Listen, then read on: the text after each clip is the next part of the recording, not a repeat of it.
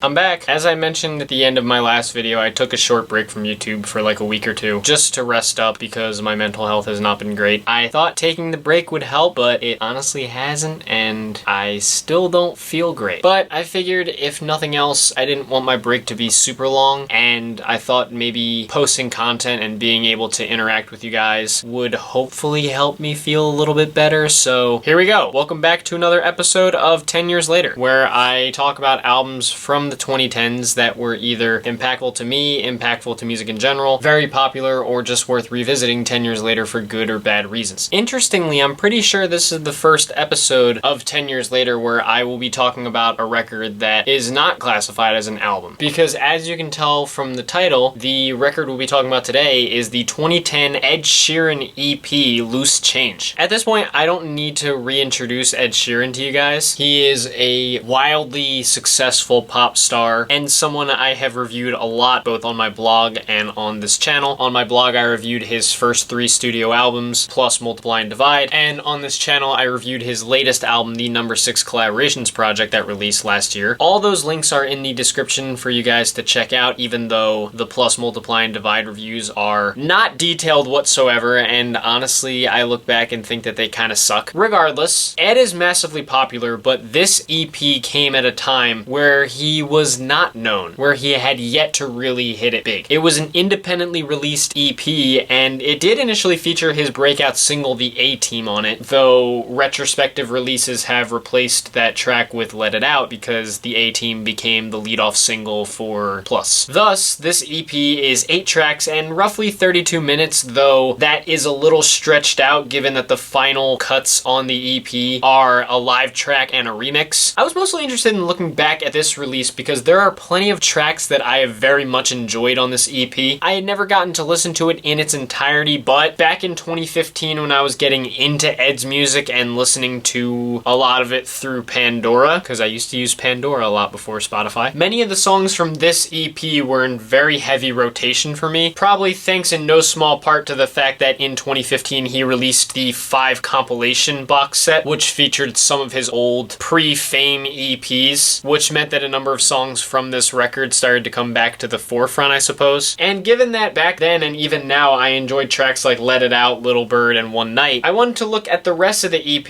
and see what Ed's beginnings were like, if they were any different than his sound of today, and even if they weren't, if they were just good. Did I like what I found? Well, yeah, for the most part. What I can say off the bat is that those tracks that I loved back then, I still love today. Let It Out is a sweet love song that's right in Ed's wheelhouse, but it's a track with a tiny bit more bounce than some of the more popular ballads that he's become known for. What makes the song stick for me is a lot of Ed's catchy vocal melodies on the song, and the fact that with this track he manages to take a somewhat repetitive songwriting structure, but still keep it interesting thanks to some sweet instrumentation and nice vocals. I haven't mentioned this a lot, but I consider myself a vocal listener when it comes to music, as in I get really hooked by catchy vocals and flows on a lot of songs, and in that regard this song hits the mark on that. And Little Bird was a track that I previously covered in almost no detail, unfortunately, in my review of Plus because it was included on that record as a bonus track. This song tells the story of Ed's lover finding a bird with a broken leg outside, and while his lover wants to treat the bird, Ed merely wants to lie down with her and drink some tea. He makes some lyrical connections to this girl being his little bird, and in the song he kind of symbolizes that letting the bird die is similar in some ways to letting their relationship die. This is another one of those songs that for no explainable reason just gets me. I think it's another case where I love the mellow, lovely vibes of the song, and a lot of Ed's sticky vocal melodies as well. And One Night is another song with a little bit more punch than a lot of Ed's ballady songs, with lyrics that center around Ed coming to grips with the fact that he's developing feelings for a girl he meets on tour and essentially has a one-night stand with. Per usual, Ed's instrumentation and vocals sell the song alone. They're intoxicating and extremely fun, and I think Ed's sing rapping is pretty solid, making it a song that's worth coming back to. As for the rest of the EP, it's kind of a mixed bag for me. Homeless is a track about a time when Ed was legitimately homeless. Lyrically, it's a very good dive into Ed's past homelessness, as the writing on the song feels really impassioned. Musically speaking, it's another light track that works really well, and it's another case where Ed takes a somewhat repetitive structure and makes it work, notably on the chorus, which I didn't think I would initially like, but it ended up growing on me a good bit. Sofa is a track that I'm not sure I'm totally crazy about though. It's a song where Ed talks about wanting to stay home with the person that he loves and how he'd rather cuddle up with her on the sofa than travel around the world. I think Ed's vocals are great and the chorus is extremely catchy, but the problem I have is that the drums on the chorus are just way too overpowering. It feels like the charm of the chorus gets drowned out because Ed's singing so smoothly, but the drums are just kind of screaming at him. It could grow on me a bit with some more listens, but a part of me feels like it would be more fulfilling if it was an unplugged song and if the drums weren't as heavy as they are. And then outside of the tacked on tracks that I'll get into in a minute, the closer to the EP is Firefly, which is easily this project's most minimal song and honestly probably my least favorite song on the EP. The chorus is decent and the instrumentation's light vibe is pretty cool, but I feel like the song doesn't build into very much. It has a few cute moments, but mostly it just feels kind of bland, and it doesn't feel like the more minimal approach to the song works to its benefit. It leaves the track feeling overly sparse, and it lags behind much of what else is on this EP,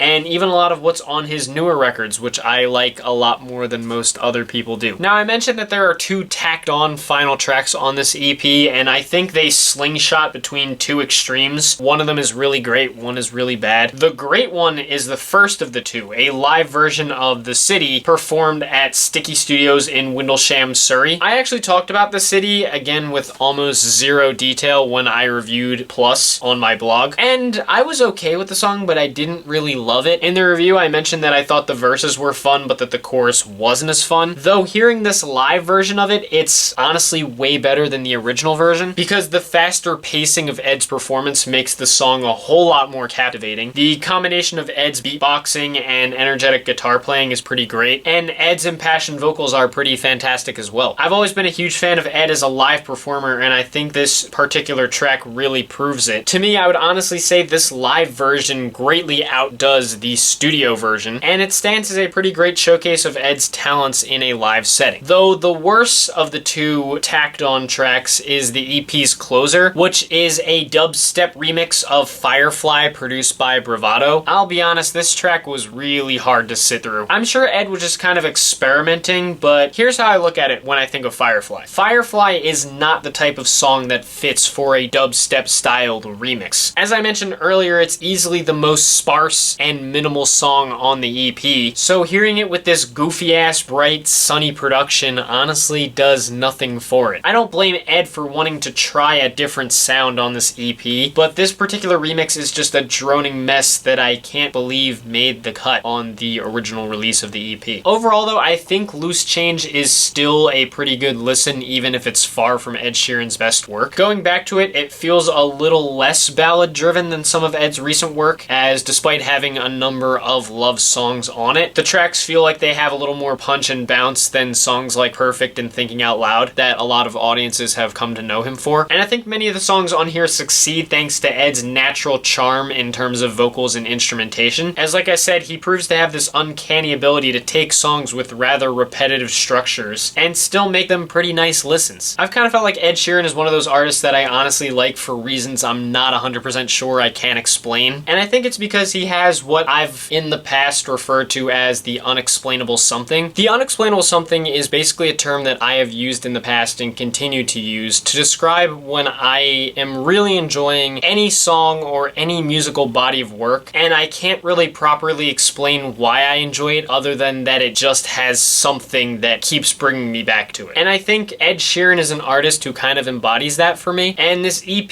has several moments that remind me of that. A number of the tracks on this project do really hook me in and have continued to get a lot of listens out of me. Is it a perfect EP? No, I would say it's a little bit inconsistent, especially as it comes to a close, but it's still a solid release from Ed. I will surely rank Ed's trio of studio albums over this EP. I know, I did love Divide and I still do, even though hardly anybody else does. But even despite its age, I'd say Ed did a solid job with this set of tracks, and if you're a fan of his like I am, it's still worth checking out to hear Ed before his rise to stardom. Back in 2010, I feel like I would have been at least okay with this EP and quite a few of these tracks. Even as someone that didn't like a lot of pop music, I probably would have been able to at least see Ed's talent as an artist and be able to respect him from afar. And I think I would have been able to give the EP credit on the grounds that he did it independently if I had known about it then. Hearing it now, I'd say say it still sounds pretty solid. Again, it's not Ed's best work by far, but if I had to put a rating on it, it would get a good rating from me. A few tracks do bring the album down a peg, 2 of which happen to be named Firefly. But all in all, for an independent effort from a soon-to-be pop star, it's a pretty good set of songs. But that's just my opinion on this EP. What did you guys think about it? Did you listen to it then? Were you bumping Ed Sheeran before he was super duper well known? Do you still listen to this EP now, even after all of his current albums? Did you love it then, hate it then, love it now, hate it now? Whatever your opinions are, leave them down in the comments. Let's keep this civil and have some fun as we like to do. If you guys want to hit like and subscribe, thank you. If not, it's no big deal. I will not beg you for anything like that. As for what is next, the next project that is on my list of 10 Years Later videos is Enrique Iglesias' Euphoria. I will say there is a chance that video might come out a little bit late. Simple reason being Tuesday, July 7th is my birthday, and given that I mentioned at the beginning of the video that my mental health is still not feeling great, I think I will try to spend my birthday relaxing and not thinking too much about videos. We'll see what happens, but regardless, I will do everything I can to get that video out for you guys next week. And as for new albums, I think there are a few kind of hyped albums that are coming soon that I will probably be taking a look at. I'm pretty sure Kid Cudi is supposed to be dropping something next week, so if it's an album, I'll try my best to review that as well. Either way, I'm back from my break, so new videos will be coming soon, so stay tuned for them. Until then, thank you guys for watching. I hope you enjoyed, and I will see you in the next video.